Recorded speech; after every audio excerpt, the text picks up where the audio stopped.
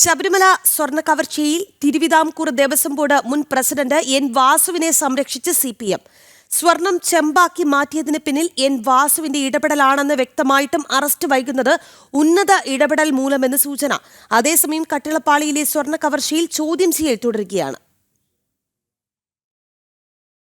ശാസ്താവിന്റെ സ്വർണം കവർന്ന കേസിലെ മൂന്നാം പ്രതിയാണ് എൻ വാസു. മുൻ ദേവസ്വം കമ്മീഷണർ, മുൻ ദേവസ്വം പ്രസിഡന്റ് എന്നീ നിലകളിലെല്ലാം പ്രവർത്തിച്ച എൻ വാസു തന്നെയാണ് അയ്യപ്പന്റെ സ്വർണം ചെമ്പെന്ന് രേഖപ്പെടുത്തിയതും. കേസിലെ പ്രധാനി കൂടിയായ എൻ വാസുവിന്റെ ഇടപെടൽ സംബന്ധിച്ച തെളിവുകളെല്ലാം അന്വേഷണ സംഘത്തിന്റെ പക്കലുണ്ട്. തെളിവുകളെല്ലാം എൻ വാസുവിന് എതിരായിട്ടും വാസുവിനെ തൊടാൻ അന്വേഷണ സംഘത്തിന് ഇതുവരെ സാധിച്ചിട്ടില്ല. മുഖ്യമന്ത്രി പിണറായി വിജയന്റെ വിശ്വസ്തൻ, ശബരിമലയിൽ സ്ത്രീകളെ കയറ്റി ആചാരലംഘനം നടത്താൻ തോളോട് തോൾ ചേർന്ന് പ്രവർത്തിച്ചയാൾ, ഇതാണ് അന്വേഷണ സംഘത്തിന് വാസുവിനെ തൊടാൻ പോലും മടിക്കുന്നത്. വാസുവിനെതിരായ തെളിവുകൾ ലഭിച്ച് ഇത്രയധികം ദിവസം പിന്നിടുമ്പോഴും അറസ്റ്റ് ചെയ്യാൻ അന്വേഷണ സംഘം മടിക്കുന്നതും ഇതുതന്നെ. വാസുവിനെ CPM-ഉം സർക്കാരും സംരക്ഷണം ഒരുക്കുന്നുണ്ടെന്ന ആക്ഷേപം ശരിവെക്കുന്നതാണ് നിലവിലെ സംഭവ വികാസങ്ങൾ.